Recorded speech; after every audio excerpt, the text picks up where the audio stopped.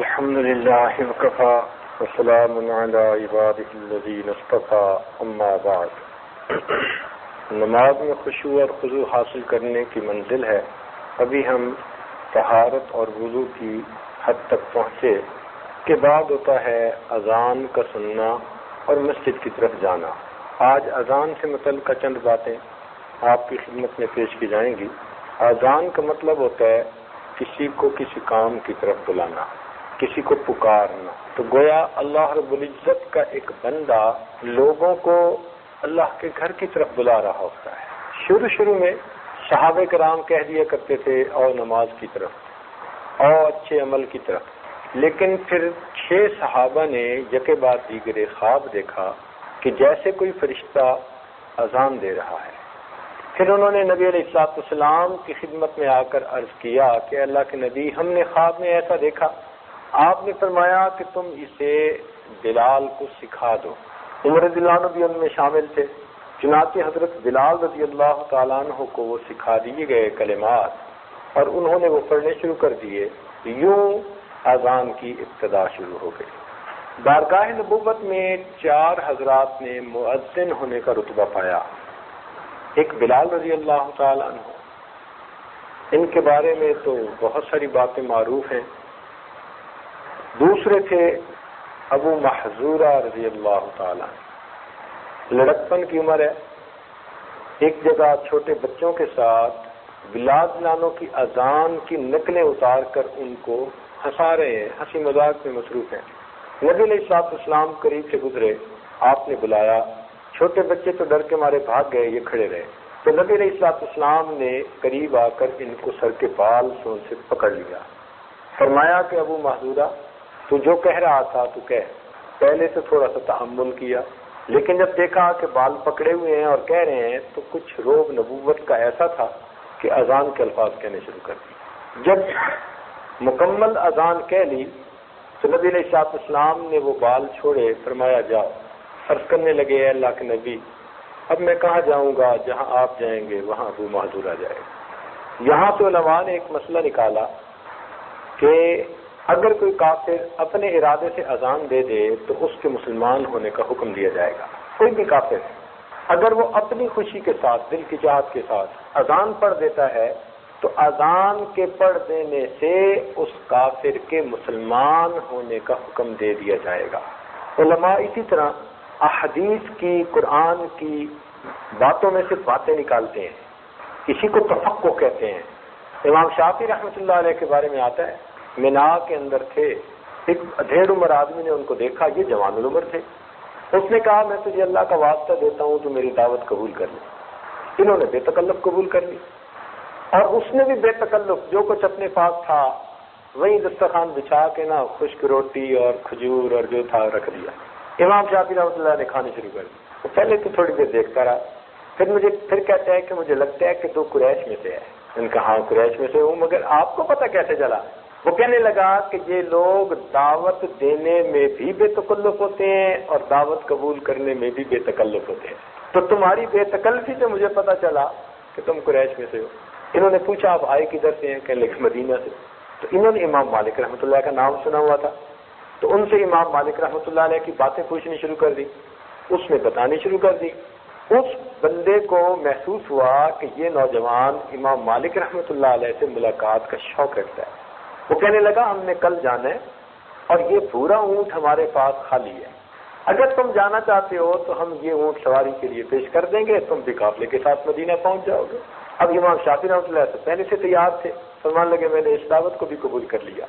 فرماتے ہیں ہمارا قافلہ چلا. 16 دن میں مکہ مکرمہ سے مدینہ منورہ پہنچا. کتنے دن میں؟ 16 دن میں. کیونکہ گرمیوں میں اونٹوں نے سفر کرنا ہوتا تھا. اب 400 میل کا سفر کوئی چھوڑا تو نہیں ہوتا. تو فرماتے ہیں کہ 16 دنوں میں ہمارا قافلہ مکہ مکرمہ سے مدینہ منورہ پہنچا اور اس دوران میں نے 16 قرآن مجید مکمل پڑھ لیے. ایک حالت سفر، کڑاکے کی گرمی، اور ہر دن میں ایک قرآن مجید کی تلاوت کا معمول. اور ہم لوگوں کا یہ حال ہے، حج کر کے مدینہ میں 8 دن رہ کے واپس آتے ہیں، ایک قرآن مجید پڑھ کر نبی علیہ السلام کو تحفہ نہیں بھیجاتے. یہی تو فرق ہے. ہمارے اسلاف حج پر جاتے تھے تو ان کے ہاتھوں پر سینکڑوں لوگ مسلمان ہوا کرتے تھے. آج ہم حج کر کے آتے ہیں، ہمارا اپنا نفس مسلمان نہیں بنا ہوتا. شیطان ما بینہما، دونوں میں کتنا فرق ہے. تو فرماتے ہیں کہ 16 دن لگے، میرے 16 قرآن مجید مکمل ہو گئے. فرماتے ہیں جب میں مسجد نبی پہنچا، نماز کے بعد میں نے دیکھا کہ ایک آدمی اس نے چادر باندھی ہوئی ہے اور ایک چادر لپیٹی ہوئی ہے. وہ اونچی جگہ پر بیٹھ گیا اور اس نے کہنا شروع کر دیا قال قال رسول اللہ صلی اللہ علیہ وسلم. سادہ سا بندہ تھا، اونچا لمبا. کہنے کہ میں پہچان گیا یہ امام مالک ہے. اور تھوڑی دیر میں ان کی مجمع بڑھنا شروع ہو گیا. ان دنوں امام مالک رحمۃ اللہ علیہ موطا امام مالک جو کتاب ہے، جو حدیث کی کتابوں میں سند کے اعتبار سے، صحت کے اعتبار سے سب سے زیادہ جو ہے وہ نمبر اول درجے پہ سمجھی جاتی ہے. حتیٰ کہ صحت حدیث کے معاملے میں بخاری شریف پر بھی اس کا درجہ زیادہ ہے. موطا امام مالک تو اس کی املا کروا رہے ہیں. املا کس کو کہتے ہیں کہ محدث لکھواتا ہے اور شاگرد اس کے حدیث بیان کرنے پر سن کر اس کو لکھتے ہیں. تو وہ املا کروا رہے تھے موطا امام مالک کے ان دنوں. چنانچہ امام مالک رحمۃ اللہ علیہ نے احادیث بیان کرنی شروع کر دی، مجمع لکھنی شروع کر دی. فرماتے ہیں نہ میرے پاس کاغذ تھا نہ میرے پاس کوئی پینسل تھی. اب میں جو سن رہا تھا بس اس کو زبانی یاد کرنے کی کوشش کر رہا تھا. اس دوران مجھے زمین پر ایک تنکا پڑا ہوا مل گیا، یہ جو صف کا تنکا ہوتا ہے. کہنے لگے میں نے اسے اٹھا لیا اور تنکے کو میں اپنے زبان سے لگاتا اور تصور کرتا کہ یہ سیاہی کی دوات ہے، سیاہی لگا رہا ہوں، اور اپنی ہتھیلی کے اوپر وہ حدیث پاک لکھتا. اب پانی لگا کر یا نمی لگا کر ہتھیلی پر لکھے تو کیا لکھا جائے گا؟ کہنے لگے بس لوگ کاغذ پر لکھ رہے تھے، میں ہتھیلی پر لکھتا. اللہ تعالیٰ کی شان کہ امام مالک رحمۃ اللہ علیہ کے قریب بیٹھنے کی وجہ سے ان کی نظر پڑ گئی ان پہ کہ یہ ہاتھ سے کچھ لکھ رہا ہے. امام مالک رحمۃ اللہ نے اس محفل میں 127 حدیثیں لکھوائیں. 127. اگلی نماز کا وقت ہو گیا تو انہوں نے محفل موقوف کر دی. کہتے ہیں لوگ تو اٹھ کر چلے گئے لیکن میں وہیں بیٹھا تھا، میں نے کہاں جانا تھا. امام مالک نے مجھے بلایا، کہنے لگے او نوجوان تو ہتھیلی پہ کیا لکھ رہا تھا؟ میں نے کہا جی احادیث لکھ رہا تھا. وہ دکھاؤ. جب انہوں نے ہتھیلی دیکھی تو کچھ بھی نہیں. کہنے لگے ہتھیلی پہ تو کچھ نہیں، ہتھیلی پہ تو کچھ نہیں. میں نے کہا جی میں پردیسی ہوں، نہ کاغذ ہے نہ قلم ہے، لوگ لکھ رہے تھے، میں نے لکھنے والوں میں شمولیت اور برکت حاصل کرنے کے لیے تن کا پڑھا تھا تو یوں لکھنا شروع کر دیا. امام مالک نے فرمایا، کہنے لگے یہ تو حدیث پاک کے ادب کے خلاف ہے. میں نے کہا حضرت میں تو ظاہر میں یہ عمل کر رہا تھا، حقیقت میں تو آپ سے سن کر حدیث میں اپنے دل میں لکھ رہا تھا. کہنے لگے جب میں نے یہ کہا کہ دل میں لکھ رہا تھا تو امام مالک رحمۃ اللہ نے میرا چہرہ دیکھا. کہنے لگے اچھا میں نے 127 حدیثیں لکھوائی ہیں، ان میں سے تو اگر 10 بھی سنا دے تو تجھے میں جانوں. کہنے لگے میں نے پہلی حدیث سے پڑھنا شروع کیا، سند متن کے ساتھ 127 حدیثیں ترتیب کے ساتھ سنا دی. سبحان اللہ. کہتے امام مالک رحمۃ اللہ جب دیکھا تو بڑے حیران. کہنے لگے وہ تو شاگرد سے جیسے محبت ہو جاتی ہے ان کو تو محبت ہو گئی. کہنے لگے کہاں سے آیا؟ میں نے کہا جی مدینہ سے. کس لیے آئے ہو؟ آپ سے علم حاصل کرنے کے لیے. کہنے لگے میرے مہمان بن جاؤ. میں نے کہا جی اور کیا چاہیے؟ ہم کہتے ہیں نا اندھے کو کیا چاہیے؟ 2 آنکھیں. تو امام شافعی رحمۃ اللہ نے بھی یہی کہا کہ جی بہت اچھا. چنانچہ امام شافعی مہمان بنے. جب امام شافعی رحمۃ اللہ علیہ مہمان بنے تو امام مالک رحمۃ اللہ نے گھر جا کر اپنی بیٹیوں سے کہا جو خود حدیث کی بڑی عالمہ تھی، ان کو بتایا کہ ایک بڑے عالم متبحر عالم آئے ہیں، نوجوان ہیں، اور ان کا اکرام کریں اور اچھا کھانا بنائیں، اعزاز والا. خیر انہوں نے خوب کھانا بنایا اور کھانا پیش کر دیا، بستر لگا دیا، تہجد کے لیے پانی بھی لوٹے میں رکھ دیا، مصلی بھی رکھ دیا. اب امام شافعی رحمۃ اللہ علیہ جب کھانا کھانے لگے تو ماشاءاللہ جتنا کھانا تھا ماشاءاللہ بالکل صاف. کھانا کھا کے لیٹ گئے بستر پر. اب بستر پر لیٹے لیٹے رات گزر گئی. صبح امام مالک رحمۃ اللہ آئے اور وہ کہنے لگے کہ چلے مسجد میں، قریب ہی مسجد تھی تو وہاں پہنچ گئے. اب اس زمانے میں لوگ گھروں سے وضو کر کے آتے تھے مسجد میں. مسجد میں کوئی انتظام بھی ایسا نہیں تھا. جب نماز پڑھ کے واپس آئے تو امام مالک رحمۃ اللہ علیہ کی بیٹی نے کہا کہ اکبر حضور آپ نے تو فرمایا کہ بڑا متباہر عالم ہے، لیکن ہمیں تو ذہن میں بڑے اشکال ہیں کہ وہ کیسے؟ کہنے لیں کہ ہم نے تو سلف صالحین کی باتیں سنی، وہ کم کھاتے ہیں، اور یہ تو ماشاء اللہ جتنا کچھ ہم نے دیا انہوں نے بالکل صاف برتن کر کے بھیجے، ہمیں دھونے کی بھی ضرورت نہیں پیش آئی ہے۔ اور کہنے لگے ہم نے لوٹا رکھا تھا پانی سے بھر کے کہ تہجد پڑھیں گے، وضو کریں گے، ہم نے یہ دیکھا جیسے مصلی رکھا تھا وہ ویسے ہی پڑا۔ اس کا مطلب ہے کہ مصلی کو ہاتھ نہیں لگایا، تہجد بھی کوئی نہیں پڑھی، پانی بھی استعمال نہیں ہوا، تو لگتا ہے فجر کے لیے وضو بھی کوئی نہیں کیا۔ ہماری تو سمجھ سے ہے یہ باہر۔ سچے لوگ تھے، کھرا زمانہ تھا۔ امام مالک رحمۃ اللہ نے آ کر یہی بات امام شافعی رحمۃ اللہ کو بتا دی کہ میری بیٹی کو یہ اشکال پیش آ رہا۔ انہوں نے کہا حضرت بات یہ ہے کہ جب میں نے کھانا شروع کیا اس قدر یہ حلال اور پاکیزہ مال تھا، ہر لقمے کے بدلے مجھے اپنے سینے میں نور اترتا ہوا محسوس ہو رہا تھا۔ میں نے دل میں سوچا ہو سکتا ہے زندگی میں پھر تجھے ایسا حلال مال نہ ملے، اس لیے کیوں نہ اس مال کو میں جزو بدن بناؤں، اس لیے میں نے پورا اس کھانے کو کھا لیا۔ پھر فرمایا کہ وہ کھانا کھا کے جب میں بستر پر لیٹا تو اس کھانے کی نورانیت میرے اندر اتنی تھی کہ بس میرے سامنے نبی علیہ الصلوۃ والسلام کی ایک حدیث رہی اور میں اس حدیث میں غور کرتا رہا، اور ساری رات لیٹے لیٹے اس حدیث پر غور کرتے گزر گئی۔ نہ میری آنکھ لگی، نہ مجھے وضو کی ضرورت پیش آئی کہ میں فجر کے لیے وضو کرتا۔ نے سنا کون سی حدیث؟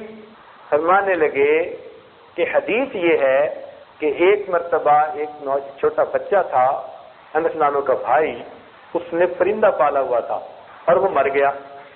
اب نبی علیہ الصلوۃ والسلام ان کے گھر آئے تو وہ بچہ مغموم سا تھا، پرندہ جو مر گیا تھا، تو نبی علیہ السلام نے بچے کی دلداری کے لیے اس سے فرمایا یا ابا عمیر ما فعل النغیر، یہ چند الفاظ ہیں۔ تو فرمانے لگے کہ وہ حدیث میرے پیش نظر رہی اور اس حدیث سے میں مسائل اخذ کرتا رہا کہ یا ابا عمیر، تو کنیت کیسے پکارنی چاہیے، کنیت کیسے رکھنی چاہیے، کنیت سے پکارنا بھی چاہیے یا نہیں، چھوٹے بچوں سے ملاطفت سے پیش آنا چاہیے اور ان کی دل لگی کرنی چاہیے۔ فرمانے لگے ساری رات حدیث کے اس ٹکڑے میں غور کر کے میں نے فقہ کے 40 مسائل اخذ کر لیے۔ اب دیکھیے یا ابا عمیر ما فعل النغیر، ہمیں تو 4 مسئلے بھی اس میں سے نہیں نکلتے نظر آتے، لیکن اللہ رب العزت نے فقہا کو سبحان اللہ سبحان اللہ وہ سمجھ دی تھی۔ یہ صاحب سمجھ حضرات تھے، دید و دانش حضرات تھے، اتنے چھوٹے سے حدیث کے ایک حصے میں غور کر کے انہوں نے شریعت کے 40 مسائل کو استنباط فرما لیا۔ اللہ اکبر، سمجھے؟ اسی لیے فقہا مسائل کے جواب بناتے نہیں، فقہا مسائل کے جواب بناتے نہیں، مسائل کے جواب بتاتے ہیں۔ وہ موجود پہلے سے ہوتے ہیں، بنانا تو اس چیز کو ہوتا ہے نا جو پہلے نہیں تھی اب بنائی۔ تو فقہا مسائل کے جواب بناتے نہیں، مسائل کے جواب بتاتے ہیں۔ وہ قرآن و حدیث کے اندر لپٹے ہوئے ہوتے ہیں موتیوں کی طرح، اور یہ غوطہ لگا کر ان موتیوں کو نکال دیتے ہیں۔ یوں سمجھیے کہ آپ کے گھر میں موٹر پمپ لگا ہوا ہے، وہ پانی بناتا نہیں، پانی نکال کر پیش کر دیتا ہے۔ پانی تو پہلے سے زمین میں موجود ہوتا ہے۔ اسی طرح قرآن مجید کی آیات کی زمین میں مسائل کے ہیرے موتی پانی پہلے سے موجود ہوتا ہے۔ یہ فقہا گہرائی میں اتر کر ان مسائل کو نکال کر امت کے سامنے پیش کر دیا کرتے ہیں۔ اسی لیے ابن داود رحمۃ اللہ علیہ نے کہا امت پر یہ بات فرض ہے کہ وہ اپنی نمازوں میں امام اعظم ابو حنیفہ کے لیے دعا کیا کرے۔ اتنے بڑے محدث کہہ رہے ہیں۔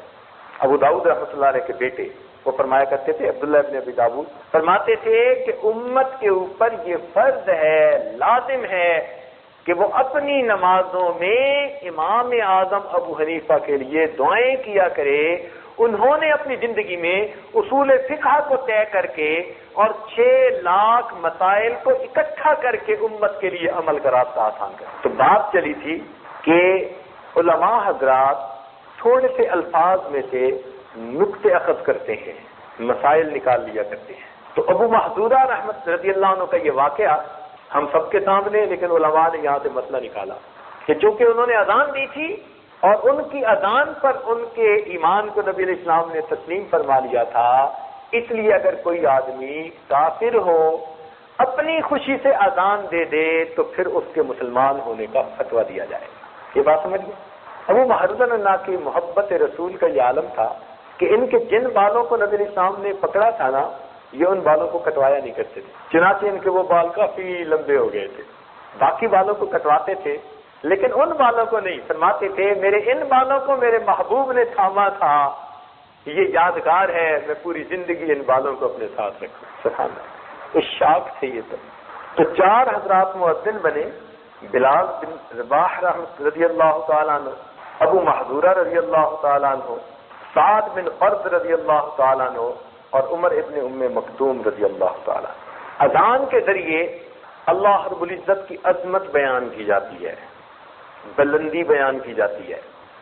آپ غور کیجئے کہ اذان میں 4 مرتبہ کہا گیا اللہ اکبر اللہ اکبر اللہ اکبر اللہ اکبر. اس کی کیا وجہ ہے؟ 4 مرتبہ کیوں کہا گیا؟ 2 مرتبہ کہہ دیتے، 4 مرتبہ کیوں کہا گیا؟ اس کے پیچھے حکمت ہے. علماء نے لکھا ہے کہ یہ دنیا، یہ کائنات 4 عناصر سے بنی: آگ، پانی، ہوا اور مٹی. آج کے دور میں عناصر کی بجائے اجزاء کہنا چاہیے کہ یہ کائنات 4 اجزاء سے بنی: آگ، پانی، ہوا اور مٹی. 4 چیزوں سے ساری کائنات بنی. اب ہر چیز کی اپنی طاقت ہے. مثال کے طور پر پانی، اللہ اکبر، اس کی اپنی مخلوق ہے. اس کے اندر سبحان اللہ مچھلیاں دیکھو کتنی بڑی بڑی ہوتی ہیں. نیو یارک کے ایک ایکویریم میں لکھا ہوا ہے کہ ایک ویل مچھلی جب پیدا ہوتی ہے تو ہر دن میں اس کا وزن 100 kg بڑھ رہا ہوتا ہے. ہر دن میں اس کا وزن کتنا بڑھتا ہے؟ 100 kg. ماشاءاللہ. تو کتنی بڑی مچھلی ہوگی بھائی؟ سبحان اللہ. اتنی بڑی بڑی مچھلیاں کہ کئی مرتبہ چھوٹے جہاز مچھلیوں کے اوپر لنگر انداز ہوتے تھے. اللہ کی مخلوق دیکھیے. سمندر کے اندر ایک عجیب ہی جہان ہے. اس عاجز کو سمندر کے اندر سیر کرنے کا موقع ملا. ایسے لگتا ہے کہ جتنے عجوبے زمین سے اوپر ہیں شاید اس سے زیادہ عجائب زمین سے نیچے ہیں.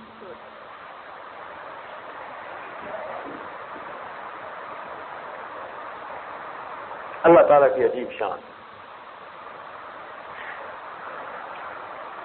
تو پانی کے اندر مخلوق اپنی اور پانی کی طاقت اپنی. یہ پانی جب ذرا ہائی ٹائیڈ ہوتا ہے نا، ہائی ٹائیڈ، اونچی لہریں، اس کا تعلق چاند کے ساتھ ہے. جب چاند کی 14 تاریخ ہوتی ہے نا، بالکل فل مون ہوتا ہے، اس وقت ہائی ٹائیڈ ہوتی ہے سب سے زیادہ.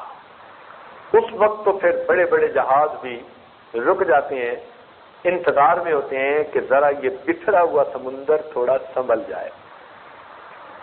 اس وقت جو سفر کرتا ہے نا تو پتہ کیا ہوتا ہے؟ اس وقت یہ ہوتا ہے کہ لہر آتی ہے یوں یوں، تو جب یوں آتی ہے تو جہاز اس کے سامنے ہوتا ہے، تو جیسے آئی تو جہاز ہو گیا یوں، اور جب گزری تو پھر ہو گیا یوں. اب پورا جہاز یوں ہو رہا ہوتا ہے. تو سائنسدانوں نے لکھا ہے کہ اگر 60 ڈگری سے نیچے نیچے رہے پھر تو یہ کم بیک ہوتا ہے, گم سوئنگ ہوتا رہتا ہے, اور اگر کہ بھی 60 ڈگری سے اوپر کی ٹائڈ آ گئی تو یہ یوں الٹ گیا. چنانچہ پورے جہاز کے تمام لوگ سمندر کے اندر چلے جاتے. اب اس وقت جب ہائی ٹائڈ ہو اور جہاز لہروں کی وجہ سے یوں کر رہا ہو اور چاروں طرف لہریں ہی لہریں ہوں, دعوا اللہ مخلصین لہ الدین, اس وقت تو کافر اور مشرک بھی کیوں نہ ہو پھر اللہ کو بڑے خلوص سے پکارتے ہیں, اللہ تو ہی ہے بچانے والا. واقعی اس وقت سمندر کی طاقت کا پتہ چلتا ہے. دنیا کیسی تھی, ہم نے جہاز بنا لیا ٹائٹینک, یہ ڈوب نہیں سکتا. اللہ نے بیچ سمندر کے ڈبو کے دکھا دیا, 2 ٹکڑے کر کے دکھا دیا کہ دیکھو تمہارے دعووں کو ہم کیسے توڑ کے دکھاتے. ناقابل تسخیر کہتے تھے. تو سمندر کی اپنی ایک طاقت ہے, اور اس کا اندازہ اس بندے کو ہوتا ہے جس کو سمندر میں ٹریول کرنے کا موقع ملا ہو, یا ہائی ٹائڈ میں کچھ تھوڑا سا اس نے نظارہ منظر دیکھا ہو, وہ توبہ توبہ کرتا ہے. کچھ نہیں کر سکتے نا, چاروں طرف لہریں ہیں اور جہاز جو ہے وہ بالکل یوں کر رہا ہے. اب ایک ہائی ٹائڈ آئی اور جہاز یوں ہو گیا تو گئے. اللہ اکبر. تو پانی کی اپنی مخلوق ہے اور پانی کی اپنی طاقت ہے. اسی طرح دوسرا جزو ہے آگ. آگ کی اپنی ایک طاقت ہے. جب یہ بڑھتی ہے نا اور جنگلوں میں پھیلتی ہے پھر اس کے سامنے انسان بے بس ہو جاتا ہے. امریکہ کے جنگلوں میں آگ لگتی ہے, 2 مہینے تک ان کو بجھانے کے لیے کوئی نہیں ہوتا. 2 مہینے جلتی ہے, کوئی بجھانے والا اس کو بجھا نہیں سکتا, وہ خود ہی بجھے گی. اللہ کی شان, اللہ کی شان. ہمارے ایک دوست سفر کر رہے تھے, سمندر کے اوپر سے گزرتے ہوئے انہوں نے دیکھا نیچے آگ کے جو ہے نا بڑے اونچے اونچے شعلے. وہ بڑے حیران کہ یہ کہاں سے. انہوں نے اسٹاف سے پوچھا, اسٹاف نے کہا جی کیپٹن سے پوچھ کے آتے ہیں. جب کیپٹن سے پوچھا تو اس نے بتایا کہ یہاں سمندر کے اندر تیل پٹرول کا چشمہ ہے. سبحان اللہ. سمندر کے اندر سے تیل نکلتے ہیں نا, تو یہاں تیل ہے اور اس کے اوپر اس کی گیس ہے, ویپر ہے, اور اس کو کبھی آسمانی بجلی کی وجہ سے, بارش کی وجہ سے وہ گری اور اس کو آگ لگ گئی. تو کہنے لگے نیچے سے تیل پٹرول سپلائی ہو رہا ہے اور آگ لگی ہوئی ہے, اب یہ اللہ ہی بجھائے گا, بندوں کے بس کی بات نہیں. دیکھو اللہ کی شان. ہم لوگ قزاقستان میں سفر کر رہے تھے, ایک جگہ سے گزرتے ہوئے ایک شعلہ دیکھا جو ہمارے حساب سے تو کئی فرلانگ اونچا تھا. بس یوں لگتا تھا کہ ایک کالم ہے آگ کا, جہاں تک نظر جا رہی تھی. اتنا بڑا آگ کا کالم اپنی زندگی میں کبھی نہیں دیکھا. میں نے ساتھ والے سے پوچھا یہ کیا ماجرا ہے. اس نے کہا جناب تیل کا کنواں کھودا تھا, فائنلی جب ہونے لگا تو کسی ٹیکنیکل فالٹ کی وجہ سے اس میں آگ لگ گئی. اب نیچے پریشر سے گیس آ رہی ہے اور اس کو آگ لگی ہوئی ہے. 10 سال تک رشیا کی سپر پاور اس کو بجھانے کی کوشش کرتے رہے, 10 سال تک. اور 10 سال کے بعد تھک ہار کے انہوں نے پوری دنیا میں اعلان کروایا کہ دنیا کا کوئی ملک اگر اس آگ کو بجھانے میں مدد دے گا تو آگ بجھنے کے بعد جتنا تیل نکلے گا وہ ہم آدھا آدھا کریں گے, آدھا اس کا آدھا ہمارا. آج تک دنیا کا کوئی ملک اس کو نہیں بجھا سکتا. تو آگ کی اپنی ایک طاقت ہے، پانی کی اپنی ایک طاقت ہے، ہوا کی اپنی ایک طاقت ہے۔ قوم عاد کے اوپر ہوا کا عذاب آیا تھا، اور کیسا کہ ایمان والوں کو محسوس ہوتا تھا کہ خوشگوار ہوا چل رہی ہے، مزیدار ہوا ہے، کول بریز، اور کفار کے لیے وہ اتنی سخت تھی کہ ان کو تھپیڑے اس طرح لگتے تھے کہ وہ زمین پر آ لگتے تھے، کھڑے ہوتے تھے زمین پر آ لگتے تھے، اور اگلے دن ان کی لاشیں زمین پر بکھری ہوئی تھیں کأنہم اعجاز نخل خاویہ، جیسے کہ کھجور کے تنے بکھرے ہوئے پڑے ہوتے۔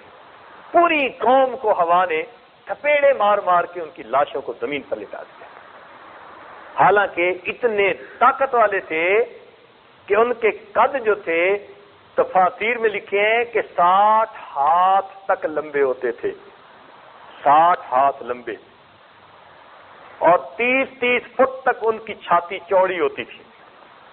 وَتَنْحِتُونَ مِنَ الْجِبَالِ بُيُوتًا، پہاڑوں کو کھود کے گھر بناتے تھے اور کہتے تھے مَنْ أَشَدُّ مِنَّا قُوَّةً، کون ہے ہم سے زیادہ طاقت والا۔ بڑا ناز تھا، مان تھا اپنی طاقت پہ، اور اللہ تعالیٰ بھی فرماتے ہیں لم یخلق مثلھا فی البلاد، ایسی طاقت والی قوم پھر شہر میں پیدا نہیں ہوئی۔ اتنی طاقت والی قوم، اللہ نے آگ کا ہوا کا عذاب بھیجا اور ان کو یوں لٹا دیا جیسے کہ کھجور کے تنے بکھرے ہوئے پڑے ہوتے۔ این عاد و ثمود واصحاب الرس وقرونا بین ذلک کثیرا وکلا ضربنا له الامثال وکلا تبرنا تتبیرا۔ دیکھا کیسے ہے شاہانہ کلام، اللہ اکبر، اللہ اکبر، قرآن عظیم الشان۔ هل تحس منهم من احد او تسمع لهم رکزا۔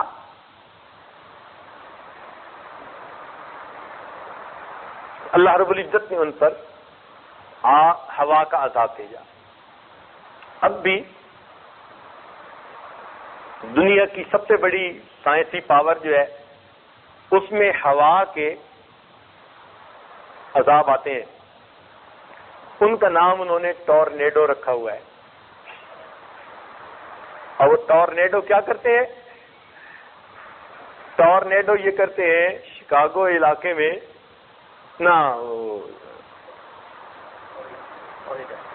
نہیں، بہرحال ایک اسٹیٹ ہے اس وقت نام ابھی آ جائے گا یاد، تو اس علاقے میں وہ کیا کرتے ہیں کہ ایک کار کو یہاں سے اٹھایا اور اس کو 300 کلومیٹر دور پھینک دیا۔ 300 کلومیٹر کار کو دور پھینک دیا۔ پتہ کیسے چلا کہ جب وہ ٹورنیڈو آیا تھا، ٹورنیڈو، تو اس وقت اس کار والے کا ادھر پولیس والے نے ٹکٹ دی تھی تو کمپیوٹر میں نام آ گیا تھا، اور ایگزیکٹ اس کے 1-2 منٹ کے بعد جب وہ چلا تو وہ 300 کلومیٹر دور تھا۔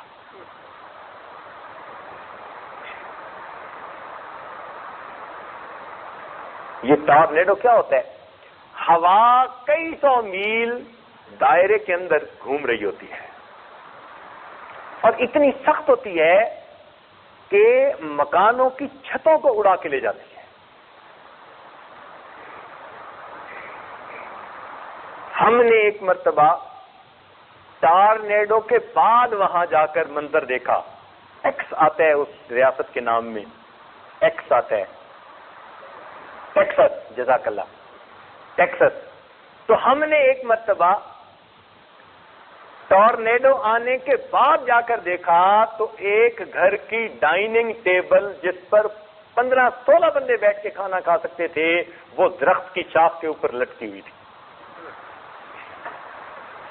یعنی ایک درخت ہے بڑا اونچا اور درخت کی شاخیں ہیں، تو وہ یوں جیسے بچے نے کینڈی کھا کے پھینک دی ہو نا، وہ ٹیبل پوری، اب 15-16 بندے جس پہ کھائیں، کافی وزنی ہوتی ہے، اس کو تو 5-10 بندے اٹھا بھی نہیں سکتے، اتنی ٹیبل کو ہوا نے اٹھایا اور درخت کے اوپر.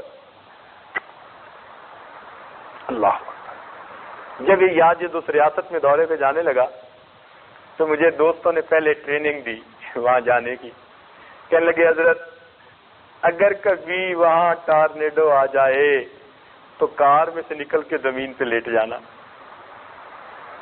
کار سے نکل کے زمین، کیونکہ بالکل زمین کے ساتھ کوئی چیز چپکی ہوئی ہو تو ہوا اس کو نہیں اٹھاتی، لیکن ذرا اوپر ہو تو پھر وہاں اس کو پل کرتی ہے، ویکیوم بنتا ہے نا. تو کہنے لگے جی لیٹ جانا. میں نے کہا کار میں کیوں نہ بیٹھا رہوں؟ کہنے لگے جی کار کو انہوں نے 300 کلومیٹر دور سے اٹھایا تھا.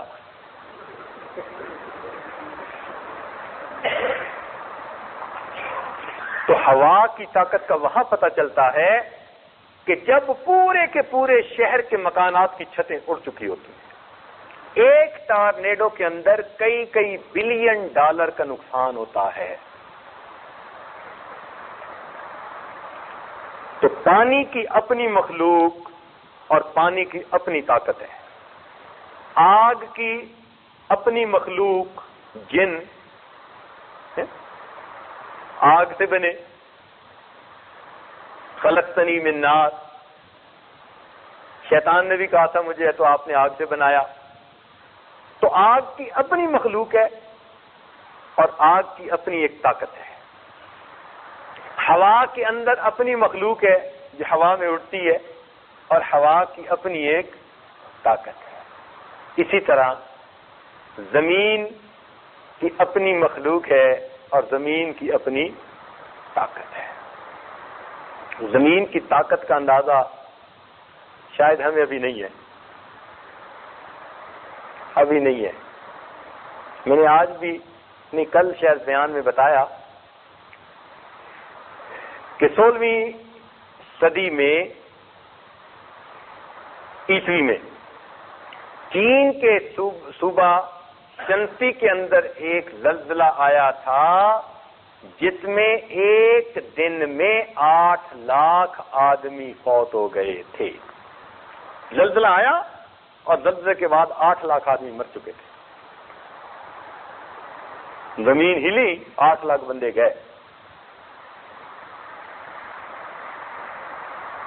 1993 میں میں نے کیلیفورنیا کا دورہ کیا تو وہاں پر چوکوں پر بڑے بڑے بورڈ لگے ہوئے، جتنا یہ دروازہ اونچا ہے نا اتنے اونچے، اور یہاں سے لے کے شاید وہاں کونے تک اتنے چوڑے بڑے بڑے، اور ان پر لکھا ہوا اوہ گاڈ، موٹا اوہ قوما GOD، اوہ گاڈ.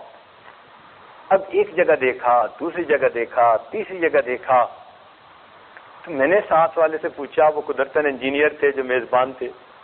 میں نے کہا بھائی یہ اوہ گاڈ کا کیا مطلب؟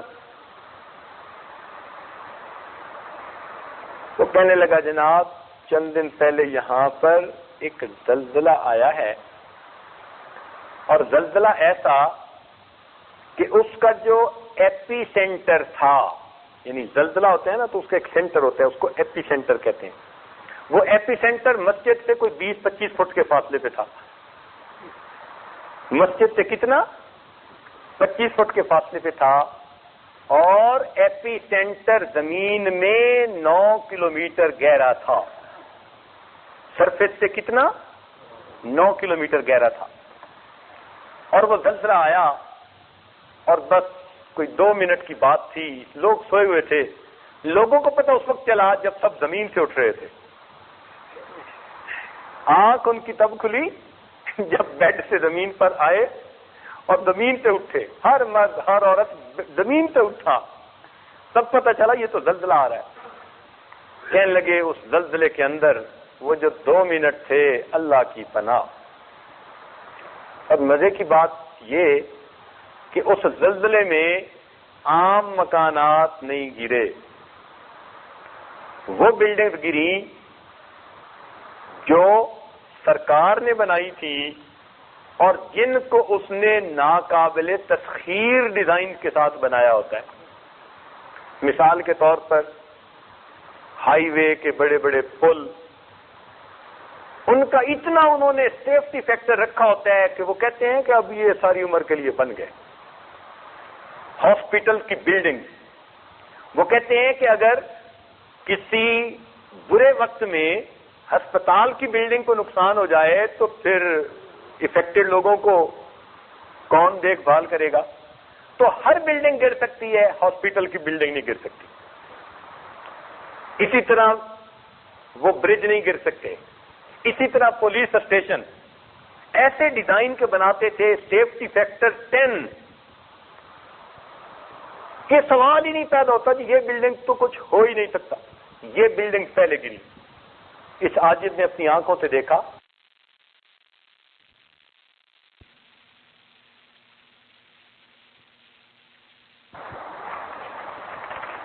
کتنا نقصان ہوا؟ ایک جھٹکا تھا 3 منٹ کا اور نقصان کا اندازہ $3 بلین تھا. 3 منٹ میں $3 بلین گئے. اور ملک کے جو بڑے صاحب ہیں انہوں نے تقریر کی، اظہار ہمدردی کیا اور کہنے لگا کہ مدر نیچر ہمارے ساتھ کوآپریٹ نہیں کر رہی.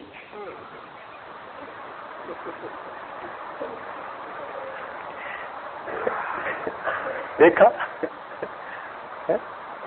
سائنسی طاقت، مدر نیچر ہمارے ساتھ کوآپریٹ نہیں کر رہی. اچھا جب نہیں کر رہی تو اب کیا ہو؟ اب انہوں نے جی کہا کہ جی تم اپنے پادریوں سے پوچھو کہ کوئی نجات کا راستہ بتاؤ. بھئی وہ کیوں؟ سائنسدانوں نے کہا جناب یہ جو آیا ہے نا زلزلہ، یہ تو تھا تھوڑا سا، ایک اور آنے والا ہے جس کا نام انہوں نے بگ ون رکھا ہوا ہے، بگ ون. اور سائنسدانوں کی کیلکولیشن یہ ہے کہ وہ بگ ون کسی وقت بھی آیا تو کیلیفورنیا اور اس کا وہ تمام علاقہ جس کو 6 سینٹر آف دی ورلڈ کہتے ہیں، وہ اس سارے کو کاٹ کر سمندر کے اندر برد کر دے گا. اب یہ جو چھوٹا آیا نا، اس چھوٹے نے پتہ کیا کیا؟ اس پورے علاقے کے، وہ جو ان کا گیز کا علاقہ ہے اور ان کی فلمی ایکٹروں کا ہالی ووڈ کا علاقہ ہے، اللہ تعالیٰ کی جان ہمارے ایک بندے نے اس عاجز کا پروگرام ہالی ووڈ کے اندر رکھ دیا. او خدا کے بندے، جب لے کے گیا میں سائن پڑھوں ہالی ووڈ کی طرف جا رہا ہے. میں کہوں مجھے کدھر لے کے جا رہے ہو؟ کہنے لگا حضرت پروگرام رکھا ہوا ہے. اللہ کی شان، اللہ نے وہاں بھی دین کا کام لیا، وہاں بھی بیان کیا. اور آنے والوں میں سے میرا خیال ہے 80% نے پی ہوئی تھی، 80% نے پی ہوئی تھی، ایسے تھے. مگر الحمدللہ ان 80% پیے ہوئے لوگوں میں سے بھی تقریباً 50 آدمیوں نے بیعت توبہ کی. الحمدللہ نسبت کا نور اللہ نے وہاں بھی پہنچایا. تو خیر وہ جو علاقہ ہے پورا، اس کے ارد گرد چاروں طرف ایک لکیر لگ گئی ہے جہاں زمین پھٹ گئی اور اس کے اندر سوراخ ہو چکا ہے اور سوراخ نیچے نظر آتا ہے. میں نے کہا بھئی میں آپ کی بات تسلیم تو کر لیتا ہوں لیکن میں دیکھنا چاہوں گا. وہ اللہ کا بندہ مجھے لے کر گیا اور میں نے اپنی آنکھوں سے زمین کے ٹکڑوں کو بالکل ایک دوسرے سے جدا دیکھا. جہاں تک نیچے دیکھو نظر جا رہی ہے، کہاں ہے کتنی گہری ہے اللہ جانتا ہے. بس یوں سمجھو کہ چھوٹا جھٹکا لگا کے وہ پورے ٹکڑے کو علیحدہ کر دیا ہے. اب جو اس کے بعد آئے گا اس کا نام بگ ون. اور وہ کہتے تھے وہ بگ ون ایسا ہے کہ یہ حدود اربع لگ چکا ہے، لائن لگ گئی ہے. اب اگلا آ گیا تو یہ پورا ٹکڑا سمندر کے اندر چلا گیا. کہنے لگا جی پھر حکومت کو پریشانی ہوئی. انہوں نے پادریوں سے پوچھا کیا کریں؟ پادریوں نے کہا جی خدا کو یاد کریں. کیسے خدا کو یاد کریں؟ تو پادریوں نے تجویز دی کہ چوراہوں کے اوپر حکومت خود موٹا موٹا لکھ کر اللہ کا نام لگائے تاکہ لوگ اللہ کو یاد کریں. حکومت نے لکھا اوہ گاڈ.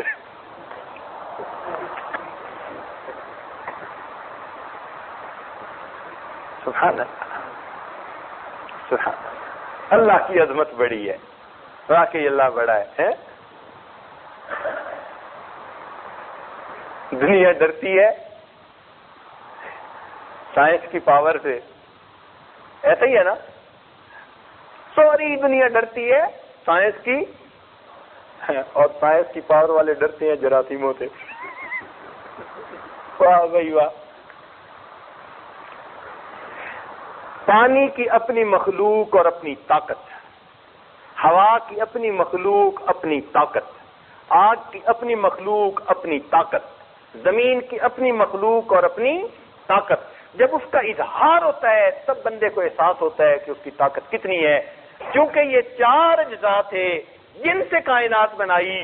پروردگار نے مؤذن کو حکم دیا، میرے بندے تم مخلوق کو میرے گھر کی طرف بلاؤ، آؤ پروردگار کی طرف.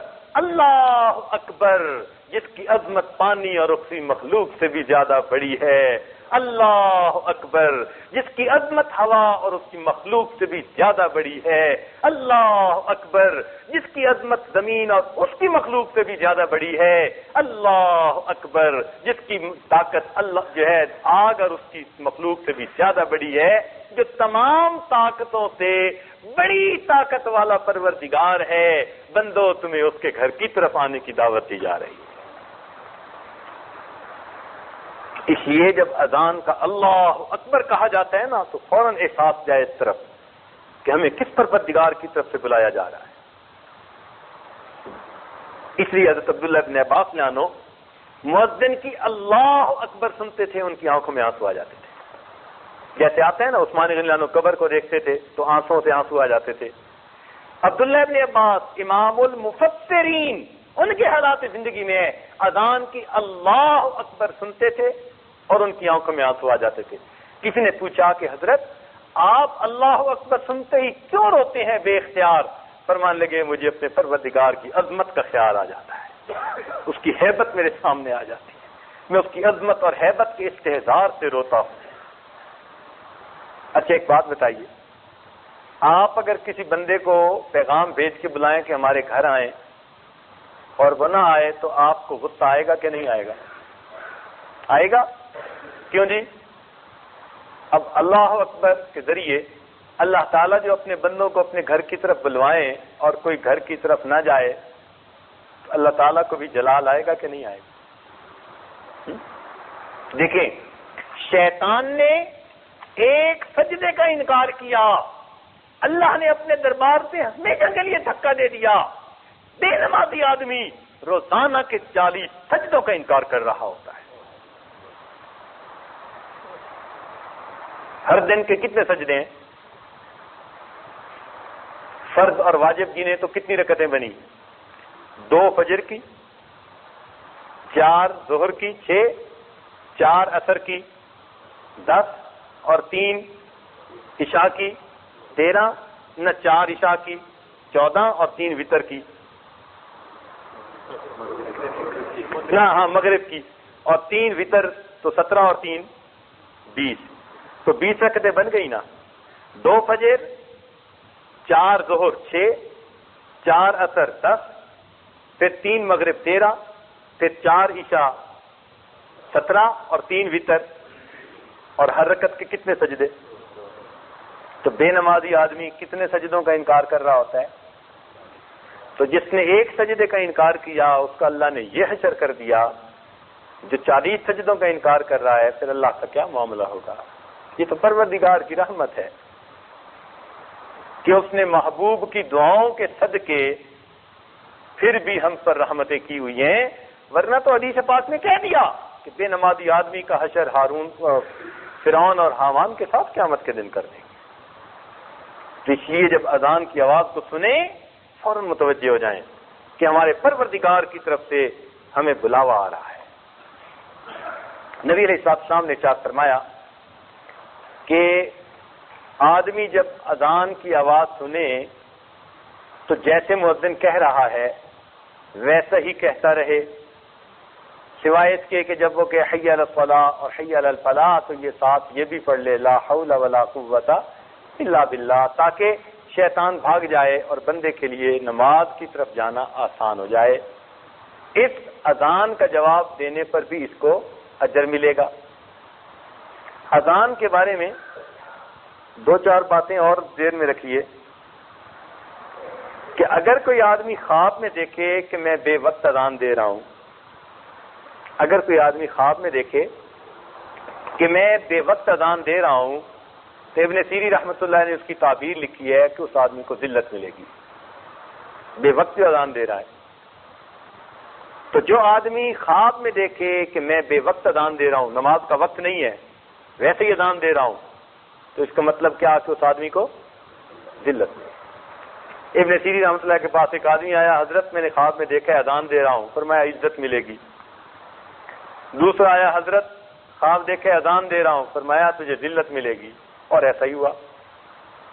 پوچھا کہ یہ کیا معاملہ؟ فرمایا کہ قرآن پاک میں 2 جگہ اذان کا لفظ ہے، ایک جگہ ابراہیم علیہ السلام کو حکم ہے وَأَذِّن فِي النَّاسِ بِالْحَجِّ، میرے خلیل لوگوں میں حج کے لیے تم ندا دے دو، آواز لگا دو۔ آواز لگانا آپ کا کام اور لوگوں تک اس آواز کو پہنچانا یہ میرا کام ہے۔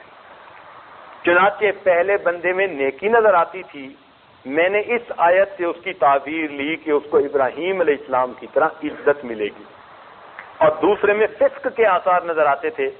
اور قرآن پاک میں ایک جگہ ہے سورہ یوسف میں ثم اذن مؤذن ایتها العیر انکم لسارقون، کہ پھر ایک ندا دینے والے ندا دی، او کافر والو تم میں سے کوئی چور ہے۔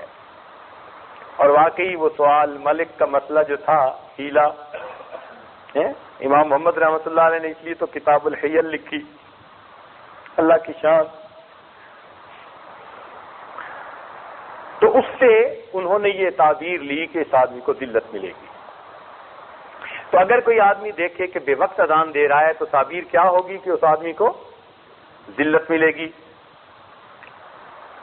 اگر کوئی عورت خواب میں دیکھے کہ میں اذان دے رہی ہوں تو اس کا مطلب ہے کہ وہ بیمار ہوگی۔ اگر کوئی عورت خواب دیکھے نا کہ میں اذان دے رہی ہوں تو اس کی تعبیر کیا بنے گی کہ وہ عورت بیمار ہو جائے گی۔ اس لیے کہ خلاف شرع کام ہے نا، عورت کو تو اجازت نہیں اس کے کرنے کی۔ جب بغیر اجازت ایک کام کر رہی ہے تو فطرت سے ہٹ کے کر رہی ہے، اس کا مطلب ہے کہ صحت کی وجہ اس کو بیماری ملے گی، وہ کسی مصیبت کو پکار رہی ہے۔ ایک عجیب سا مسئلہ ہے، لیکن ابن سیری رحمۃ اللہ علیہ کے پاس آیا، کھلا ہے، ذرا کر دیتا ہوں۔ ان کے پاس ایک آدمی آیا، اس نے کہا جی میں نے خواب دیکھا ہے کہ میں مردوں کے منہ پر اور عورتوں کے جو پوشیدہ اعضاء ہیں اس پر میں مہر لگا رہا ہوں۔ عجیب سا خواب دیکھا ہے، میں بڑا پریشان ہوں، بتائیں اب اس خواب کی تعبیر کتنی مشکل۔ ابن سیری رحمۃ اللہ نے فرمایا کہ پہلی بات تو یہ کہ تم لگتا ہے مؤذن ہو، تم مؤذن ہو؟ کہنے لگے جی ہاں مؤذن تو ہوں۔ فرمایا تعبیر یہ ہے کہ تم رمضان المبارک میں سحری کے وقت سے پہلے اذان دے دیتے ہو، اور تمہاری اذان کی وجہ سے لوگوں کا کھانا پینا اور جماع کا معاملہ یہ بند ہو جاتا ہے۔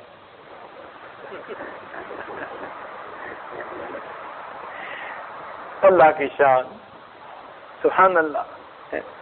یہ تعبیر کا علم بھی اللہ نے خاص لوگوں کو دیا ہوا ہے۔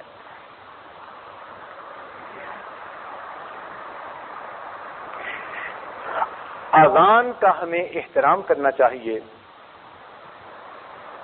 اس لیے کہ اللہ تعالیٰ کی طرف پکارا جا رہا ہوتا ہے، اور ایک احترام اس کا یہ ہے کہ اذان کی آواز سنتے ہی دنیا کے کاموں کو چھوڑ کر نماز کی تیاری کرنی چاہیے، یہ اس کا ادب ہے۔ امام احمد بن حنبل رحمۃ اللہ علیہ کے پڑوس میں ایک لوہار رہتا تھا، لوہار کو عربی میں حداد کہتے ہیں، حداد رہتا تھا، فوت ہوا۔ کسی نے خواب میں دیکھا، پوچھا سناؤ بھائی، کہنے لگا جی احمد بن حنبل کے درجے میں مجھے بھی جو ہے رکھ دیا گیا، میں ان کے ساتھ رہ رہا ہوں۔ تو جس محدث نے خواب دیکھا وہ بڑے حیران ہوئے کہ یہ حداد لوہا کوٹنے والا سارا دن، اور وہ امام احمد بن حنبل دین کے کام کرنے والے، مسئلہ خلق کے قرآن میں قربانیاں دینے والے اللہ کے مقبول بندے، اس کو ان کا رتبہ دے دیا گیا۔ تو انہوں نے دوسرے محدثین کو بتایا، ان کا بھی اس کا کوئی عمل ہے جو اللہ کے ہاں پسند آ گیا۔ اس نے کہا اچھا ان کے اہل خانہ سے پتہ کرتا ہوں۔ چنانچہ اس نے اہل خانہ کو جا کر کہا کہ میں نے تمہارے خاوند کو دیکھا ہے جنت میں بڑے اچھے درجے میں، مجھے لگتا ہے کہ اس کا کوئی عمل اللہ کو پسند آ گیا، تو تم بتاؤ۔ اس نے کہا جی عیالدار غریب بندہ تھا، سارا دن لوہا بھٹی میں کوٹ رہا تھا اور بس فرض نمازیں پڑھتا تھا، کوئی خاص عبادت تو نہیں تھی۔ انہوں نے کہا پھر بھی ذرا سوچ کے بتاؤ۔ تو ان کی بیوی نے کہا سوچ کر کہ مجھے دو باتیں اس کی زندگی میں محسوس ہوتی ہیں، ایک یہ کہ اس کے اندر نماز اور اذان کا اتنا ادب تھا کہ اگر وہ لوہا کوٹتے ہوئے ہتھوڑا مارتے ہیں نا اوپر، اگر لوہا کوٹتے ہوئے کبھی اس کا ہاتھ اوپر ہوتا اور ہاتھ میں ہتھوڑا ہوتا اور اس لمحے اللہ اکبر کی آواز آتی تو وہ اس کو مارنے کی بجائے رکھ دیتا تھا، اب میرے اللہ نے مجھے بلایا، مجھے اس کے لیے حاضری دینی ہے۔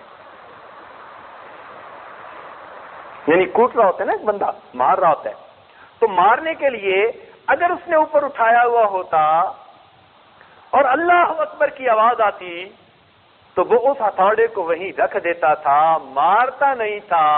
اب میرے مالک کے منادی نے پکارا، مجھے اب اس کے در پہ حاضری دینی ہے۔ وہ نماز کو اہتمام سے پڑھا کرتا تھا، ایک بات تو یہ تھی، اور دوسری بات یہ تھی کہ سارے دن کی محنت کر کے تھکا ہوا وہ آتا تھا تو ہم میاں بیوی بچوں سمیت اپنے گھر کی چھت پہ سویا کرتے تھے، اور ہمارے پڑوس میں امام احمد بن حنبل رہتے تھے، تو امام احمد بن حنبل رات کو ساری رات عبادت میں گزارتے تھے اللہ کا قرآن پڑھتے ہوئے، تو یہ ان کی طرف دیکھتا اور حسرت سے ٹھنڈی سانس لیتا اور کہتا کہ میرے بچے زیادہ ہیں اور کوئی گھر میں ایسا نہیں کہ محنت کر سکے، مجھے ہی سارا دن لوہا کوٹنا پڑتا ہے، اور اس محنت کی وجہ سے میں اتنا تھک جاتا ہوں، میں رات کا قیام نہیں کر سکتا، اگر میری پیٹھ ہلکی ہوتی میں بھی امام احمد بن حنبل کی طرح قیام کرتا۔ وہ محدث سن کر فرمانے لگے اذان کے اس ادب اور دل میں نیکی کا یہ شوق رکھنے کی وجہ سے اللہ نے اس نے احمد بن حنبل کا رتبہ عطا فرما دیا۔ تو اس لیے انسان اگر ایسے ماحول میں پھنس جائے کہ کوئی نیکی نہیں کر سکتا تو کم از کم دل کے اندر تڑپ ضرور رکھنی چاہیے۔ اللہ تعالیٰ دل کی تڑپ پر بھی کئی دفعہ وہ عطا فرما دیتا ہے، اور حدیث سے یہ ثابت ہے۔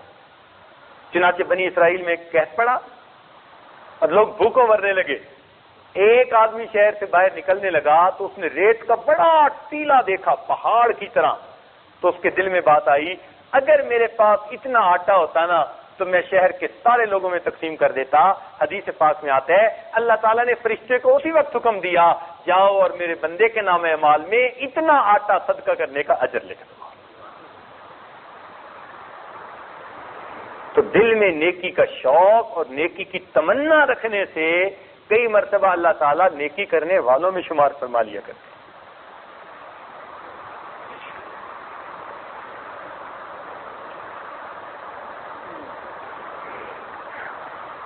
زبیدہ خاتون اللہ کی نیک بندی تھی، فوت ہو گئی۔ کسی نے خواب میں دیکھا کہ جنت میں سیر کر رہی ہے،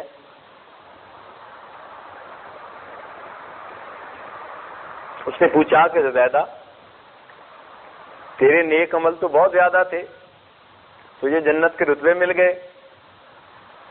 وہ کہنے لگی نہیں، جن کاموں کو میں نیکیاں سمجھتی تھی ان کو تو دیکھا ہی نہیں۔ ایک کام ایسا تھا جس کو میں بڑا چھوٹا سا سمجھتی تھی، اللہ کو وہ پسند آ گیا۔ اس نے کہا وہ کیا؟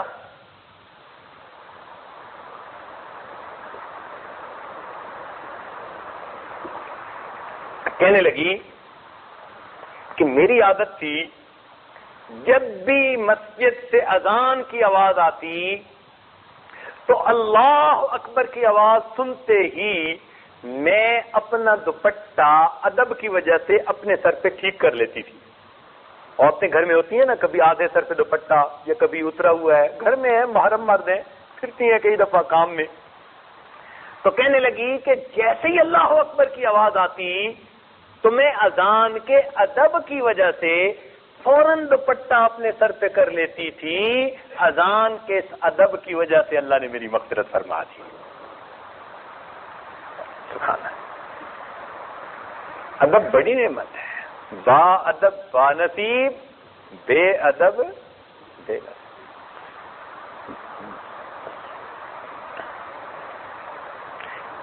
ایک بات سناؤں ایک ولی کی.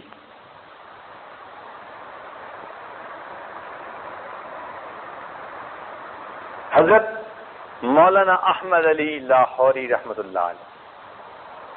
آپ ان سے کچھ واقف ہیں یا نہیں؟ آج آپ کو تھوڑا واقف بنا دیں.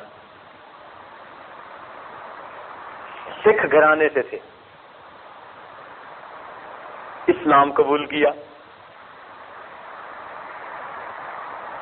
اسلام قبول کر کے سارے رشتہ داروں نے ان کو دھکا دے دیا، جاؤ کوئی راستہ واسطہ نہیں. اللہ کے لیے سب کو چھوڑ دیا. دارالعلوم دیوبند میں آ گئے. حضرت شیخ الہند رحمۃ اللہ علیہ اس وقت استاد الحدیث تھے، شیخ الحدیث تھے. ان سے تعلیم حاصل کرنی شروع کری.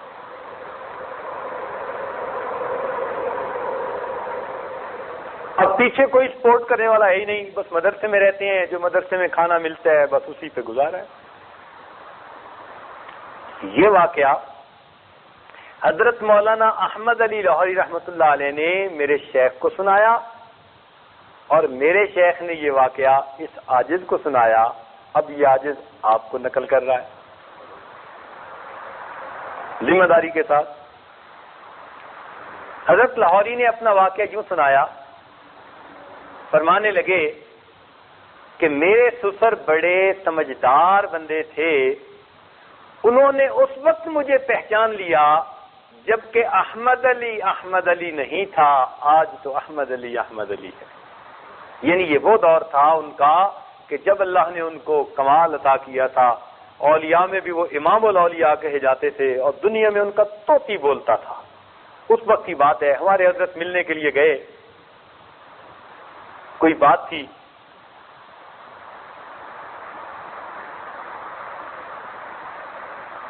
ہمارے حضرت تبلیغ کا کام کرتے تھے، سلسلے کا. اور جب سلسلے کا کام کرے بندہ تو گھر کے اخراجات کا کیا بنے؟ اللہ توکل.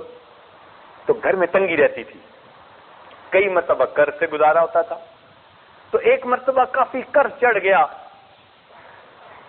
اور حضرت کافی پریشان ہو گئے. ہمارے حضرت مرشد عالم حضرت نے یہ واقعہ مجھے یہاں سے سنایا. اب بات آ گئی تو میں کیوں بخیل بنوں، بات بتا دیتا ہوں. تو حضرت اتنے پریشان ہوئے قرض کی وجہ سے کہ کچھ سمجھ میں نہ آیا. ان کے شیخ خواجہ عبد المالک صدیقی رحمۃ اللہ علیہ وہ انڈیا کے دورے پر گئے ہوئے تھے. اس وقت تو متحدہ ملک تھا، تو وہ ادھر دورے پر گئے ہوئے تھے. اور یہ حضرات اس طرح بے غرض ہو کے کام کرتے تھے کہ میرے سسر محترم حضرت صدیقی رحمۃ اللہ علیہ نے ایک مرتبہ 6 مہینے کا دورہ کیا، پاکستان اور انڈیا کے علاقوں کا 6 مہینے کا متواتر دورہ کیا. عید کے دن واپس آئے. اہلیہ محترمہ نے خوشی میں آ کر سیویاں بنائی. عید الفطر تھی تو سیویاں بنا کر حضرت کے پاس آئیں کہ حضرت آپ مجھے کچھ پیسے دیں، میں شکر منگوا لوں تاکہ جو سیویاں بنائی ہیں ان پر ڈال کر دوں. سمان لگے میرے پاس تو پیسے نہیں ہیں. کہ حضرت میں نے تو سیویاں بنائی. فرمایا اس پر نمک ڈال کے دے دو. 6 مہینے اللہ اللہ کا نام سکھانے کے بعد جب گھر آئے تو شکر کی بجائے نمک ڈال کر سیویاں کھا رہے تھے. اس طرح بے غرض ہو کر کام کرتے تھے، خالصتاً لوجہ اللہ، اللہ کی رضا کے لیے. لوگوں کی جیب پہ نظر نہیں ہوتی تھی، لوگوں کے دلوں پہ نظر ہوا کرتی تھی. تو چونکہ ہمارے مشائخ کا یہ طریق رہا تو ہمارے حضرت کا بھی یہی حساب تھا. اب قرض کی وجہ سے پریشانی، شیخ تھے نہیں تو کس کے پاس جاؤں. حضرت فرماتے ہیں کہ میں اپنے گھر سے چلا لاہور کہ مولانا احمد علی لاہوری رحمۃ اللہ علیہ کے پاس جاتا. راستے میں ایک جگہ ٹرین بدلنی تھی. حضرت فرماتے ہیں ریلوے اسٹیشن پہ بیٹھ کے میں اتنا رویا جیسے کوئی بچہ بلک بلک کے رو رہا ہوتا ہے. اور رو یہ رہا تھا کہ اللہ میں تیرا نام سکھانے کے لیے سفر کرتا ہوں اور آخر گھر میں بیوی بچے یہ بھی ذمہ داریاں ہیں، تو میں کیا کروں؟ میں نہیں چاہتا کہ میں کاموں میں الجھ جاؤں اور تیرے یہ دین کا کام یا تیرے جو ہے بندوں کو تجھ سے ملانے کا کام چھوڑ دوں، اب تو ہی کوئی راستہ دکھا مجھے۔ کہنے کہ میں خوب رویا۔ رو کے جب میں لاہور پہنچا تو حضرت مولانا احمد علی لاہوری رحمۃ اللہ علیہ حلقہ میں بیٹھے ہوئے تھے، لوگ تھے، علماء تھے، علماء بہت ان کے پاس حاضر ہوتے تھے۔ کہتے ہیں میں بھی غمزدہ طبیعت کے ساتھ ایک جگہ جا کر بیٹھ گیا۔ حضرت بات کرتے رہے، بات کرتے کرتے جب بات مکمل ہو گئی اور لوگ چلے گئے تو میں تو بیٹھا رہا۔ تو کہتے ہیں کہ حضرت اس طرح طیات میں بیٹھے تھے، ایسے گھسٹتے گھسٹتے حضرت میرے بالکل قریب آ گئے، اور جیسے دو بندے سرگوشیاں کرتے ہیں نا، ایسے انہوں نے اد خود کہنا شروع کر دیا کہ جو حال آپ کے اوپر ہے ایک وقت میرے اوپر بھی یہی حال تھا۔ یہ فرمایا کہ جو حال آپ کے اوپر ہے ایک وقت میرے اوپر بھی یہی حال تھا، میرے حال بھی بدل گئے، اللہ نے اچھے دن بھیج دیے، تمہارا حال بھی بدل جائے گا، اللہ اچھے حالات بھیج دیں گے۔ اور پھر دل لگی کی خاطر حضرت نے اپنا واقعہ سنایا جو اب میں نے یہاں سے شروع کیا تھا، کہ فرمانے لگے کہ میرے سسر بڑے سمجھدار تھے، انہوں نے مجھے اس وقت پہچان لیا تھا جبکہ احمد علی نہیں تھا، اور آج تو احمد علی ہے۔ سبحان اللہ، تحدیث نعمت کے طور پر کہہ رہے تھے۔ پھر فرمانے لگے کہ میں دارالعلوم دیوبند میں پڑھتا تھا، میرے سسر سیال کوٹ کے رہنے والے تھے، ان کو گھر سے اطلاع ملی کہ بیٹی جوان ہو گئی، تو کوئی مناسب رشتہ ہونا چاہیے۔ تو میرے سسر ایسے تھے کہ بچی کے رشتے کے لیے انہوں نے مدارس کا دورہ کیا، لوگ تاجروں کی طرف جاتے اور وہ کدھر جا رہے ہیں؟ مدارس کا دورہ کر رہے ہیں اپنی بیٹی کے لیے کوئی مناسب رشتہ ڈھونڈنے کے لیے۔ کہنے لگے مختلف مدارس سے ہوتے ہوتے بالآخر وہ دارالعلوم دیوبند پہنچے۔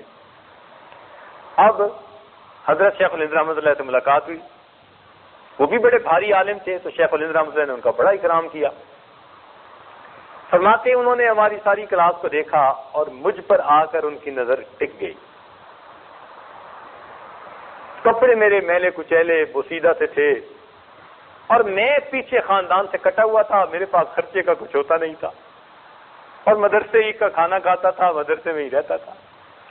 کہنے لگا انہوں نے شیخ الہند رحمۃ اللہ سے پوچھا کہ یہ بچہ شادی شدہ ہے؟ ان کا ہے تو نہیں۔ کہنے لگے اس سے پوچھیں اگر یہ شادی کرنا چاہتا ہے، میں بیٹی سے اجازت لے کے آیا ہوں، میں اپنی بیٹی کا اس سے نکاح کر دیتا ہوں۔ شیخ الہند رحمۃ اللہ نے فرمایا اچھا میں اس سے پوچھتا ہوں۔ چنانچہ شیخ الہند رحمۃ اللہ نے مجھے بلایا اور بلا کر کہا کہ بھائی تو شادی کرنا چاہتا ہے؟ میں نے کہا حضرت ضرورت بھی ہے، سنت بھی ہے، اور مجھے تو رشتہ داروں میں سے کوئی رشتہ دے گا نہیں، میں مسلمان ہو چکا، وہ چھوٹ چکے، بے سہارا ہوں، اکیلا ہوں۔ حضرت نے فرمایا بھائی اگر کوئی تیار ہو تو تم کرنے کے لیے تیار ہو یا نہیں؟ میں نے کہا حضرت میں بالکل تیار ہوں۔ فرمان لگے اچھا۔ چنانچہ میرے سسر نے کہا کہ کل عصر کی نماز کے بعد اس بچے کا میں اپنی بیٹی سے نکاح کر دوں گا۔ کہنے لگے جب مجھے خبر ملی تو میں تو پھر دلیاں اچھلنے لگا۔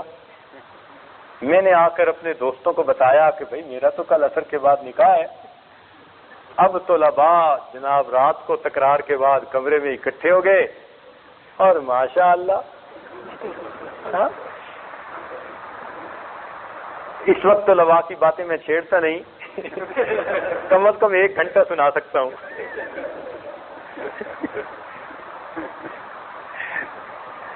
بہرحال قصہ کو تھا کہ ایک طالب علم نے کہا کہ دیکھو کل عصر کے بعد تمہارا نکاح ہے، اور کپڑے تمہارے سارے جو ہے نا بوسیدہ میلے سے ہیں، تو یہ نہ کپڑے پہننا، اچھے نئے والے پہن کے آنا۔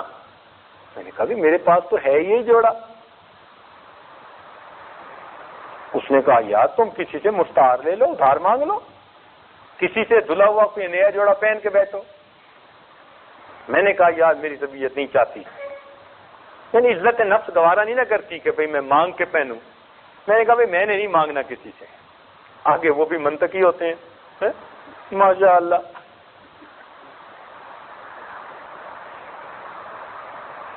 انہوں نے بھی عیسیٰ غوجی پڑھی ہوتی ہے، مرکات پڑھی ہوتی ہے، شرح تہذیب پڑھی ہوتی ہے.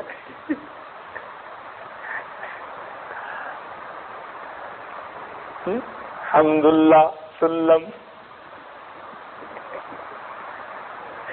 تو کہنے لگے، اس نے آگے سے کہا کہ اچھا اگر آپ ادھار نہیں لے کے پہننا چاہتے تو میاں انہی کپڑوں کو دھو کے تو کم کل پہن سکتے ہو نا. میں نے کہا میں دھو کے تو پہن سکتا ہوں. پنجابی کے الفاظ ہیں، کہنے لگے میرے بھیڑ کد پہ، یہ حضرت کے الفاظ ہیں، یعنی میری بدبختی آ گئی کہ میں نے اس دوست کا مشورہ قبول کر لیا. اگلے دن سبق سے فارغ ہو کے میں نے کپڑوں کو دھو دیا. سردی کا موسم اور اوپر سے بادل، اور میں کپڑے دھو چکا، دھوتی باندھی ہوئی، اور کپڑے خشک نہیں ہو رہے، اور عصر کا وقت قریب ہو گیا.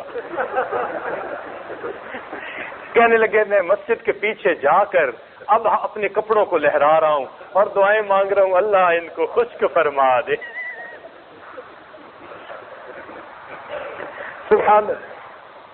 کہنے لگے کپڑوں نے نہ خشک ہونا تھا نہ وہ خشک ہوئے، عصر کی اذان ہو گئی اور میں نے دھوتی کی بجائے گیلے کپڑے پہنے سردی کے موسم میں، اور گیلے کپڑے پہن کے مجمع میں آگے بیٹھ گیا. اب دولہے پہ تو سب کی نظر ہوتی ہے، اب جو دیکھے سردی کے موسم میں دولہے نے گیلے کپڑے پہنے ہوئے. فرمانے لگے کہ میرے سسر کو اللہ نے سونے کا دل دیا تھا کہ انہوں نے بھی میری طرف دیکھا کہ کل یہی کپڑے میلے تھے، آج یہی کپڑے گیلے ہیں. معلوم ہوا بچے کے پاس کوئی دوسرا جوڑا بھی پہننے کے لیے نہیں ہے، اس کے باوجود انہوں نے بیٹی کا نکاح میرے ساتھ کر دیا. اللہ اکبر. کہنے لگے جب نکاح ہو گیا پھر دور حدیث سے فراغت ہو گئی تو میں اپنی بیوی کو لے کے آ گیا. وہیں دارالعلوم دیوبند میں ہی رہا کچھ عرصہ استادوں کے پاس. فرمانے لگے ابتدائی دنوں میں کبھی کھانا ملتا اور کبھی کھانا نہ ملتا، ایسا ہی صاحب ہوتا ہے. تو جب کھانا نہ ملتا تو بیوی مجھے سے کتنا کہتی کہ جی آپ کسی درخت سے پتے ہی لے کے آ جائیں.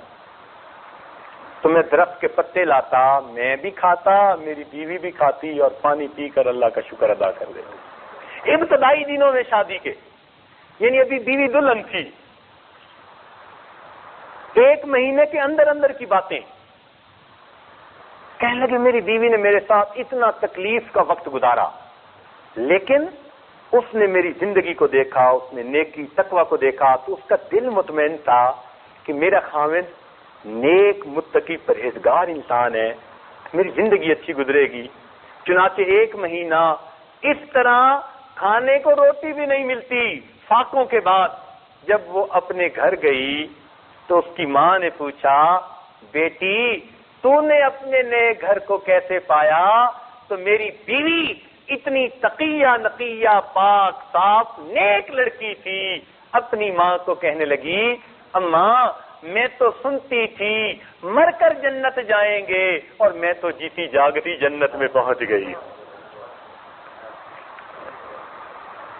میری بیوی نے یہ جواب دیا کہ اماں میں تو سمجھتی تھی مر کر جنت میں جائیں گے، اور اماں میں تو جیتی جاگتی جنت میں پہنچ گئی. سبحان اللہ. کہنے لگے اللہ نے ایسی صابرہ اور شاکرہ بیوی دی، لیکن پھر اللہ نے وقت کے ساتھ ساتھ میرے حالات بھی بدلے. فرمانے لگے آج اللہ نے وہ مقام دیا کہ سرگودا کا علاقہ جس میں بڑے بڑے ذمہ دار 200 مربع 300 مربع سینکڑوں ہزاروں ایکڑ زمینوں والے بڑے بڑے، کہنے لگے آج اللہ نے وہ اس فقیر کو مقام دیا کہ ان ذمہ داروں کی بیویاں میرے گھر میں آ کے برکت کے لیے جھاڑو دیتی ہیں. ان ذمہ داروں کی بیویاں میرے گھر میں آ کر برکت کے لیے جھاڑو دیتی ہیں اور میرے کھانے کے لیے طائف سے پھل آیا کرتے ہیں.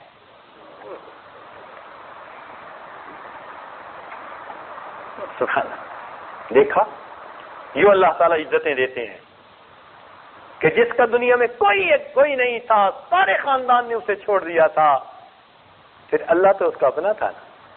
پھر اللہ نے دیکھو کیسے عزتیں دی. چنانچہ ان کی درس تفسیر بڑا مشہور تھا، بڑا معروف تھا. سبحان اللہ. بہت کثیر البکا تھے، روتے تھے۔ چنانچہ ان کی وفات کے بعد ان کے خلفاء میں سے کسی نے ان کو خواب میں دیکھا، پوچھا حضرت آگے کیا بنا؟ فرمانے لگے کہ اللہ رب العزت کے حضور پیشی ہوئی، اللہ تعالیٰ نے فرمایا احمد علی تو مجھ سے اتنا کیوں ڈرتا تھا؟ تو کہنے لگے یہ سن کے میں تو کانپ اٹھا، میں تو ڈر گیا کہ مجھ سے تو پوچھا جا رہا ہے۔ جب میں کانپ اٹھا اور ڈر گیا تو مجھے اللہ تعالیٰ نے فرمایا احمد علی تو آج بھی مجھ سے ڈر رہا ہے، آج تو تیرے اکرام کا دن ہے، تو نے اتنی اچھی زندگی گزاری کہ ہم نے تجھے بھی معاف کر دیا، اور جس قبرستان میں تجھے دفن کیا تمام موتا کی ہم نے مغفرت فرما دی۔ ہم نے اس قبرستان کے بھی تمام موتا کی مغفرت فرما دی۔ اس لیے جب ان کو دفن کیا گیا تو 40 دن تک ان کی قبر سے خوشبو آتی تھی، لوگ مٹی اٹھا اٹھا کے لے جاتے تھے، بالآخر وہاں پہرا لگانا پڑا کہ کوئی بندہ مٹی اٹھا کے نہ لے جائے۔ لوگ حیران ہوتے ہیں، کہتے ہیں جی قبر سے مٹی سے خوشبو کیسے؟ بھئی آپ حیران ہوتے پھریں، ہمیں کوئی حیرانی نہیں ہے، اس لیے کہ وہ تو پھول کی مانند تھے، وہ تو پھول کی مانند تھے، جمال ہم نشیں در من اثر کرد وگرنہ من ہما خاکم کے ہستم۔ ارے وہ تو مٹی تھی، اس پھول کو دفن کر دیا گیا تھا، پھول کی خوشبو نے مٹی کو بھی خوشبودار بنا دیا۔ تو یہ حضرت مولانا احمد علی لاہوری رحمۃ اللہ علیہ، ایک بات ان کی اور سن لیجئے، پھر اصل جو بات کہنا چاہتا تھا تاکہ آپ کو تعارف ہو جائے۔ فرماتے تھے کہ میں ایک دفعہ لاہور کے بازار میں جا رہا تھا تو مجھے ایک مجذوب ملے۔ مجذوب کچھ لوگ ہوتے ہیں جو مغلوب الحال ہوتے ہیں، یعنی اپنے حال میں مست ہوتے ہیں، ہمیں ان سے واسطہ کوئی نہیں ہوتا، لیکن کئی دفعہ اللہ والوں سے ہو جاتی ہیں ان کی باتیں۔ فرماتے ہیں کہ وہ مجذوب ملے، میں نے انہیں سلام کیا، انہوں نے جواب دیا، اور جواب دے کر پوچھا احمد علی انسان کہاں بستے ہیں؟ بڑے بازار میں۔ فرمانے لگے احمد علی انسان کہاں بستے ہیں؟ کہنے لگے میں نے کہا حضرت یہ سب انسان ہی تو ہیں، بھری ہوئی تھی مخلوق۔ فرمانے لگے جب میں نے کہا کہ یہ سب انسان ہی تو ہیں، انہوں نے بڑے تعجب کی ایک نظر لوگوں کے چہرے پر ڈالی۔ کہنے لگے ان کی توجہ کی یہ تاثیر تھی کہ جب میں نے دیکھا تو مجھے ان میں سے کئی بندے کتے، بلے، خنزیر کی شکل کے نظر آئے، جانور کی شکل میں نظر آئے، جانور پھر رہے ہیں۔ کہنے لگے میری جب کیفیت ذرا ٹھیک ہوئی، میں نے دیکھا وہ تو جا چکے تھے۔ حضرت یہ واقعہ اپنے درس قرآن میں سنا کر پھر ایک عجیب شعر خود بنایا تھا، وہ فرمایا کرتے تھے، فرماتے تھے مالک تو سب کا ایک، کیا فرماتے تھے؟ ذرا اونچا بولیے، یاد کرنے والی بات ہے۔ فرماتے تھے مالک تو سب کا ایک، مالک کا کوئی ایک۔ مالک تو سب کا ایک، مالک کا سبحان اللہ، مالک تو سب کا ایک اور مالک کا کوئی ایک، ہزاروں میں نہ ملے گا لاکھوں میں تو دیکھ۔ حال دل جس سے میں کہتا کوئی ایسا نہ ملا، بت کے بندے تو ملے اللہ کا بندہ نہ ملا۔ یقین کیجئے 100% اپنے آپ کو شریعت کے حوالے کرنے والے بہت تھوڑے نظر آتے ہیں۔ نیک لوگ ہیں، ہر جگہ ہیں، کوئی 90%، کوئی 95%، کوئی 96%، کوئی 98%، 1% کہیں نہ کہیں درمیان میں کوئی نہ کوئی پھڈا ضرور ہے۔ ادخلوا فی السلم کافہ کا مستاق نظر نہیں آتا کہ جو سر کے بالوں سے لے کر پاؤں کے ناخنوں تک اپنے آپ کو اللہ کے حوالے کر چکے ہیں، نہ ان کی نظر میلی اٹھتی ہو، نہ ان کو غرض مرض ہو کسی غیر محرم سے، نہ ان کے دل میں کوئی ایسی بات ہو۔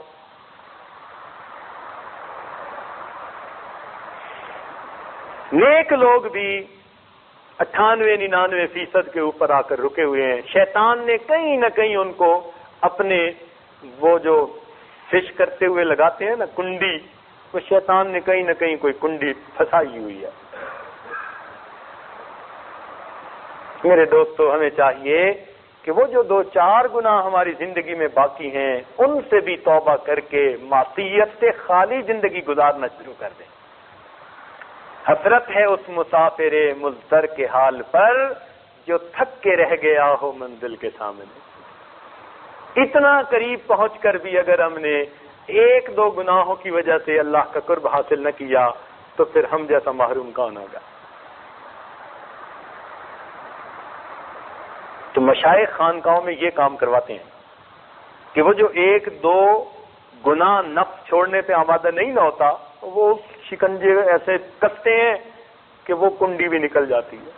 ماشاء جی ہاں، الحمدللہ. اسی لیے تو حضرات وقت گزارتے تھے نا خانقاہوں میں، ضرورت پیش آتی تھی، رگڑے لگتے تھے.